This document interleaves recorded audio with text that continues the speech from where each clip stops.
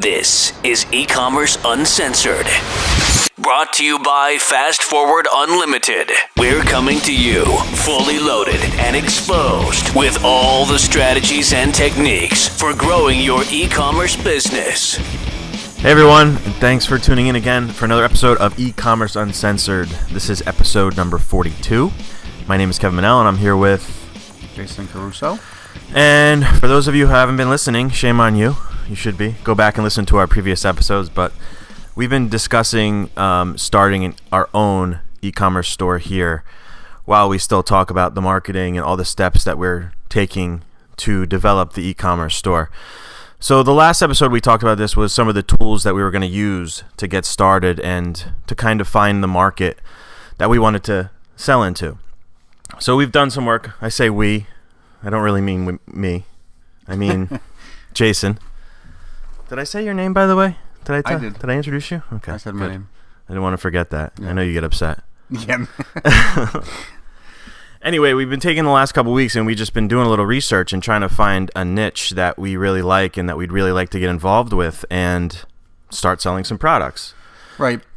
But let's just recap last episode, just in case people missed it. You probably should go listen to it, but basically we talked about whether or not to drop ship or create a custom product or brand, I guess.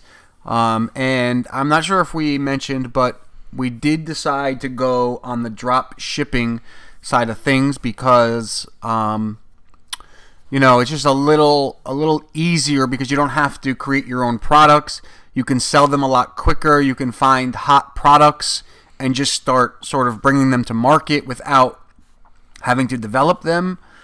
The downside of that obviously is you don't have any control over the shipping, you don't have any control over the fulfillment, yada yada yada. We are pretty much, it puts you in a position where you can actually test products and see if people actually buy them with minimal risk. I mean, monetary risk, I guess. Because, what do you mean, with drop shipping? Yeah, with drop shipping. Well, I mean, the approach that I've been taking is really not to guess if they're going to buy them. I'm trying to find products that people are already buying, and I'm just trying to drop ship them on my own. So I try to take that guesswork out of it a little bit. But let's, I guess, go into sort of the direction that we're going to take and what I've done just to kind of stay in sequence here. So Kevin and I both wanted to pick something that we were a little passionate about. Kevin and I both like to go camping. In fact, my wife is actually camping right now with my son. And, of course, I'm home slaving away at work. Yeah, okay. But anyway, Kevin just got back from a camping trip. So we decided that, we could have started a general store. But just for our personal feeling, I mean, either way, it didn't matter. But we just felt like we wanted to do something that we had a little bit of interest in. And we chose to go with the camping theme.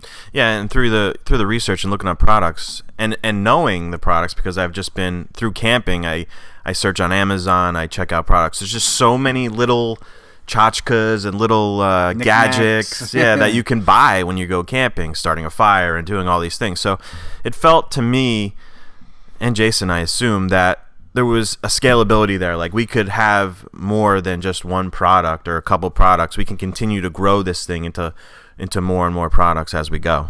Yeah, and I think the other thing is that if you're selling things that you don't know anything about, which there are a lot of people who do, it is a little bit of a learning curve because you have to learn what people want, like what you have to really research your audience.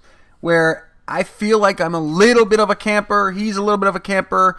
There are struggles that you sort of go through as a camper. I mean, one thing you just mentioned, it sounds so crazy, but like I never can find a good fire starter. Like I know they have all these things, but like I've spent like hours trying to start a freaking fire, and if the wood isn't perfectly dry, it doesn't start as easily, and then I gotta put newspaper in, and that doesn't really work. And then I remember one year, Kev, I haven't told you this, but one year I couldn't get a freaking fire started, and the guys that come around and pick up the garbage, I asked them, like, do you have anything I can light on fire in the freaking garbage so that I can start? Because I didn't have anything to start it with.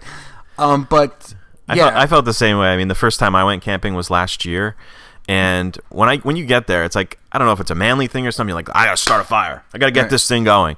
So I'm like, this is the first thing I want to do, and I'm having a hell of a time getting the fire. I just cannot get it started. I couldn't either. I didn't know what to. First of all, I didn't know necessarily what to do. So I'm just like loading. I have lots of newspaper into the fire, and that doesn't really work because no. It doesn't really start. It doesn't really get the wood. It doesn't get it hot enough to catch fire, whatever. And then, of course, me. I'm like, I know everything. I'm like, whatever. No. My sister-in-law comes over and just starts it in 2 seconds. Well, that's the same thing that happened. We came in before our other friends, and our friends got there, and he had gone camping before, so he comes over and he's like, "Yeah, let me start that for you," and he lights it right up. I'm like, "Wow, I feel like a real jerk now." Right. So, I went to the store. I bought those little brick fire starter things that are supposed to stay lit. I couldn't do it. Anyway, that's besides the point. But so yeah, we've kind of. We're not like, I wouldn't say master campers, of course, but we are people who have dealt with the struggle, so we thought it'd be a good fit. I don't think we should mention the store just yet until we get this thing going a little bit, but we do have a domain. Kevin worked on some logos last night. As a matter of fact, it only took him a week. But 15 minutes when I got started. Right, 15 minutes when you got started. So it is around camping. And now I just want to talk to you guys a little bit about the process and some of the apps that I'm using. So, because now that I'm doing this, I've kind of sort of looked at it like at a different light than when we're managing Shopify stores or e-commerce stores for our clients. So it's actually been a pretty eye-opening thing for me. So in the beginning, I'm trying to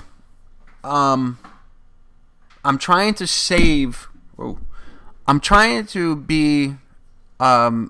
look at this as like if I were just some guy hanging out at home. I didn't want to spend a lot of money. I'm trying to be as frugal about it as I can. So I decided to go with Shopify. I decided to go with MailChimp as my email provider. We normally recommend ActiveCampaign because there's a lot more features in it. The only reason why I chose MailChimp is because number one, it's free. And number two, like it or not, MailChimp integrates really with everything very easily. And with a click of a button, I was able to connect Google Analytics, eCommerce, advanced eCommerce, and Google Analytics for MailChimp, which is really interesting to me because I want the data. So that was Shopify was the platform I chose, and MailChimp is the email provider platform that I chose for this project as well. Well, I think that if we could just step back 1 second and talk about the platform, because I think you and I had a pretty decent conversation about the platform we were going to choose. Right? It was really at this point since we have so much experience in these e-commerce platforms, it was between Shopify and ClickFunnels we were going to use. I mean, we wanted to simplify it as much as possible, so we had to choose between those. ClickFunnels is a really easy thing to take a product and get a landing page up right away and just get it out there and get it sold. But the conversation we had, we really wanted to automate things as much as possible, right? Right, because this is not really like our business, right? We manage clients, and we had to say like, okay, when this thing's really making sales, the last thing we want to do is like fulfill orders, right? We want to make this automated where they place an order on the platform and it automatically gets fulfilled, picked, and packed or whatever by fulfillment center, and we're doing minimal work from that standpoint. Sure, there's going to be some customer service stuff, where's my order, blah, blah, blah, blah, blah. However, we felt that the Shopify platform gave us more automation. Yeah, and ClickFunnels didn't seem to have all the integrations that we needed to make all the things that we wanted to work. So we just felt Shopify was the best option for us because it had, it's got a huge, database of extensions that you can add onto. And most things that come to market for e-commerce are compatible with Shopify because it's one of the biggest e-commerce platforms available. So that's where we and one of our struggles though with the Shopify platform, as much as we like it, is like they don't give you much control. Number one.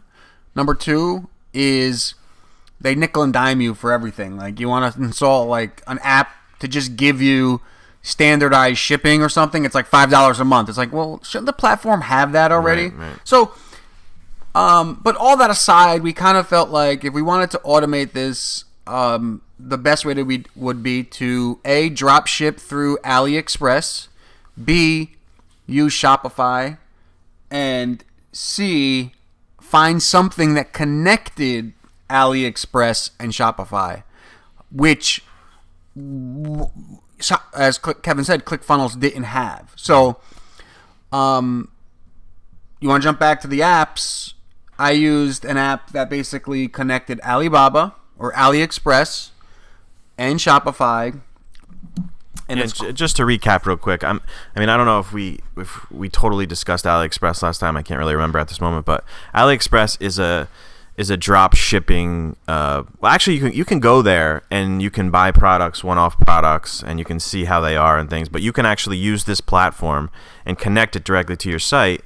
And once an order is placed, they get the order, they ship it out from their warehouses. Right, they're drop shippers. Yeah, they're drop shippers. So basically, just to make sure that that's clear for everyone to know. They are actually the Alibaba is really the quote-unquote manufacturer, so to speak. So you need like a business, you have to have all that stuff to buy from them. AliExpress is more like their retail. The prices are higher. You don't have to buy any inventory, and they will drop ship. So that's exactly. So anyway, there is a tool called, and I can't pronounce this very well, it's called Oberlo. Oberlo.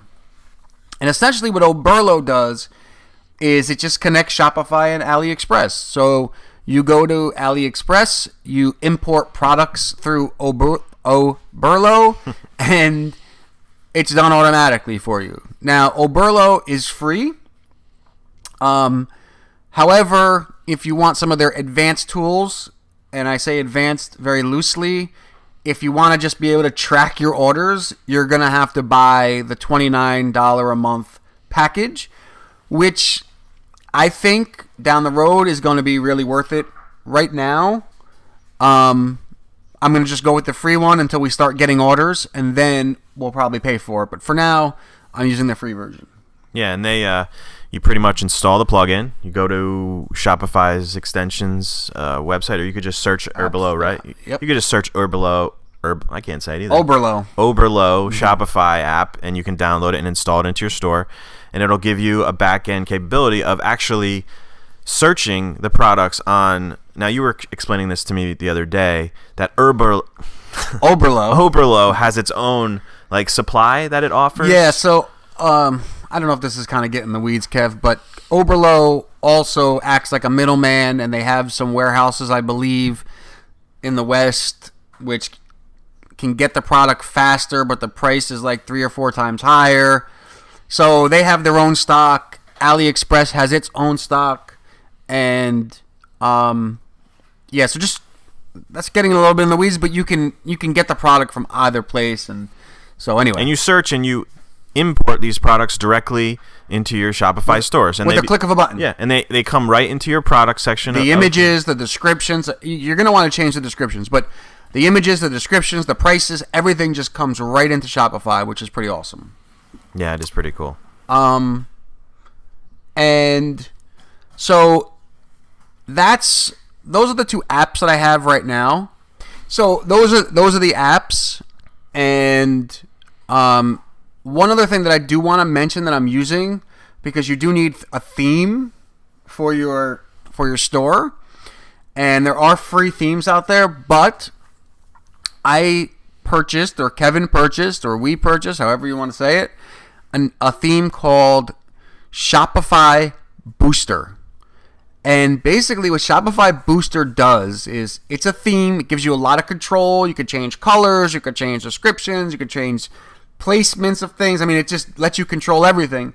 But more importantly, for just $150, they give you like countdown timers. They give you all these little like gadgets that try to sell the product for you, like countdown timers, like how many people are on the website, how much stock is left, and there's all these little cool things that you can get outside of Shopify Booster, but again, there's monthly fees for them. We decided for $150 one time, that was the best money spent. Yeah, that was a conversation we had too, because we know we wanted to have really strong landing pages, right, for the products, and we had options like that we've used in the past that are $50 a month, and there's some $10 a month, and it's just like, how deep do we want to get into this in money? Let's find a really good option that has everything included that'll help us, get this moving fast. Doesn't have a bunch of different moving pieces. I mean, this theme seems awesome. It has like this tool in it that says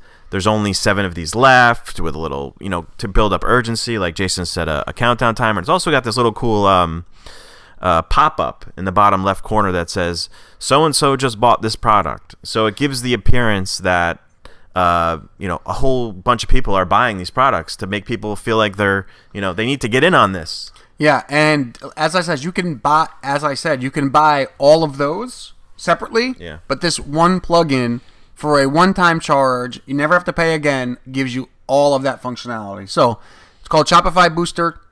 You can get it at shopifybooster.com. Pretty cool tool. And other than that, Kev, I think that's all I've done.